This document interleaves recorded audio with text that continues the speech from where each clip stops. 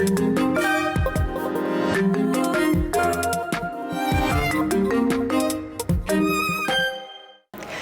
спадарства ў свеце кіно, дзе і навіны і хваляванні. У Берліне ўручаныя слынныя мядзведзі, а французы прыгледзеліся да нацыянальнага кінематографу пад лупай прэміі «Сезар» ды на фоне вулічных беспарадкаў. Фільмаў-пераможцаў у кінотэатрах пакуль няма, але ведаць пра іх варта. Берлінскім залатым мядзведзем адзначаны іранскі майстра Махамед Расулов за карціну «Зла не існуе». Навелы пра маральны выбар у складаных абставінах, дзе героі мусяць выконваць смяротныя прысуды. Рэжысёра на цырымоніі не было. У Іране ён невыязны. Рашэнне берлінскага журы можна палічыць знакам салідарнасці. Агулам крытыкі госці адзначылі змены ў характары берлінскага фестывалю.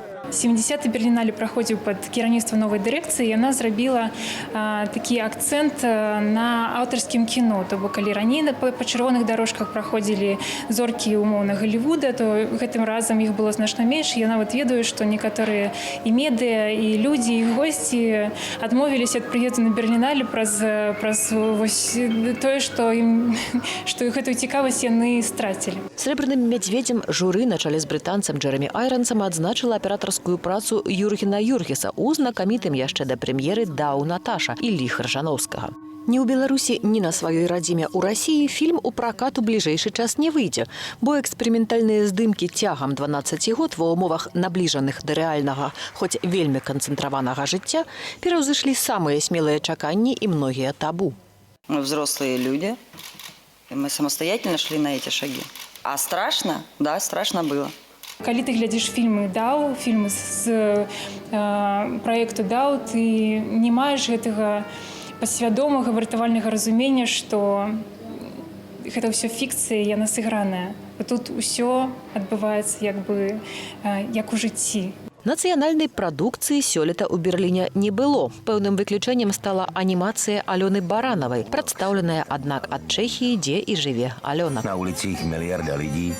І калі на Берлінале хацелася спадзявацца нашага кіно, то французскі «Сезар» фэст па вызначэнні нацыянальны, і яго адзначэнні сталі б чаканымі, каб не сітуацыя вакол Рамана Палянскага. Яго стужка «Афіцэр-і-шпіён» атрымала 12 намінацый і 3 ўзнагароды, але творчая каманда на чале з Палянскім на цырымоніі не з'явілася, бо абураныя скандальным мінулам Палянскага французы актыўна пратэставалі супраць магчымых адзначэнняў рэжысёра. Фільм тым часам крытыкі прызнаюць адным з лепшых у ягонай кар'еры. Калі чалавек мае права абараніць свой гонар і сваю асобу і перамагчы ў барацьбе з дзяржавай ці з нейкімі дзяржструктурамі, з вайсковым міністэрствам, як у дадзеным выпадку, вось гэта якраз гэты фільм і расказвае.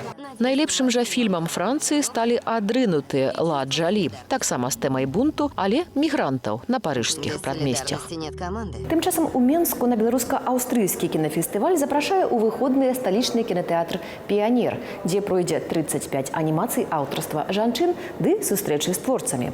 А выключна беларускія прэм'еры ў нашай праграме далей. Такой интересный набор продуктов попадается. Як уплываюць твае ідэалы на жыццё?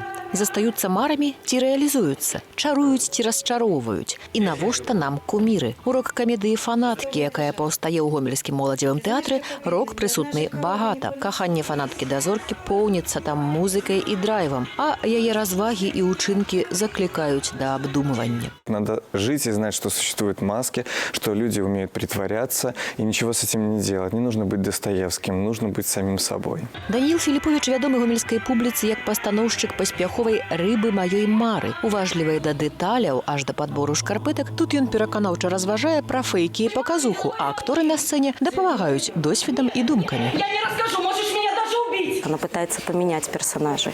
В итоге понимает, что менять людей не нужно.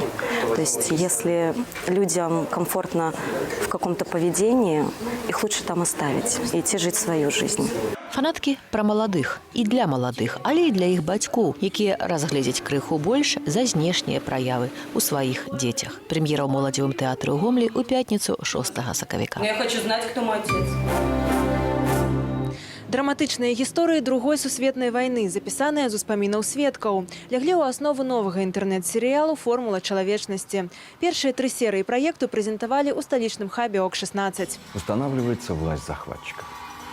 12 гісторыяў пра выбар чалавека на мяжы жыцця і смерці ўвайшлі ў дакументальны цыкл, зняты пры падтрыманні міжнароднай арганізацыі «Узаемаразуменне». Стваральнікі серыялу абралі кароткі інтэрнэт-фармат. 10-хвілінныя маналогі актораў, аздобленыя анімацыяй, гавораць пра вайну праз прызму асабістых лёсаў. Мы, если немножко нагло говорить, попытаемся продолжить ту линию, которую начал Василий Быков, Светлана Алексеевич, чтобы смотреть на войну не как место геройства, а как место трагедии, в которой, в общем-то, очень мало героев, но гораздо в сотни, в тысячи раз больше жертв. Ваенныя гісторыі пра каханне і здраду, гібель і ўратаванне збіралі ў архівах і арганізацыях, записывалі сямейныя расповеды. Один сюжет рэжысёр Роман Романов подслухаў у Новоградском музее. Я услышал историю про новогрудских монахинь, которые в 1943 году предложили себя вместо заложников. 120 человек были взяты оккупационными властями. Местный комендант,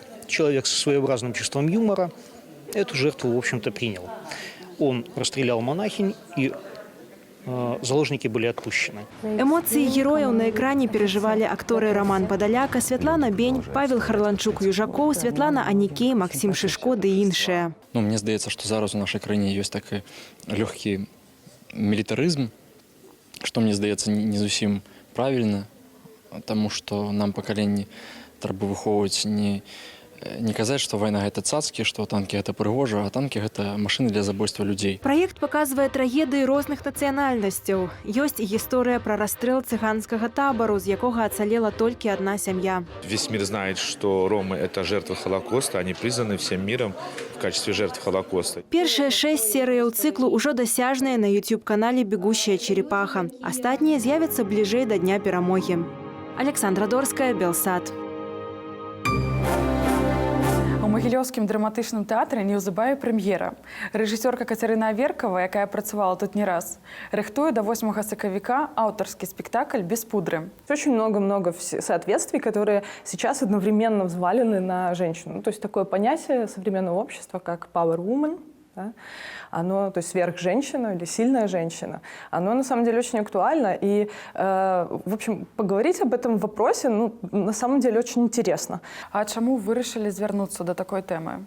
Потому что на самом деле это важно. Потому что я чувствую, что я в жизни не справляюсь. То есть это моя проблема. Я в жизни не справляюсь, например, со всеми ожиданиями, которые, что ли, преподносятся, да, жизнью. При том, что я понимаю, что больше половины я из них сама себя накручиваю, да, что я должна чему-то соответствовать. Мы хотели сделать спектакль с Галей Лобанок. И, в общем, мы искали тему, и мы очень много времени провели вместе, беседовали, выясняли. И, в общем, сошлись вот именно на такой тематике. Вы распавялі, як вам працавалася з Галінай Лабанок, да? И она сама так само нешта уносила ў гэты спектакль? То есть она является также создателем спектакля. То есть, кроме того, есть некие ее личные высказывания в спектакле. Вызначили жанр свайго спектакля як урачыстая кантата. Чым гэта абумоўлена і што гэта такое? Музыкальное произведение с солистом, ариями, речитативом, хором.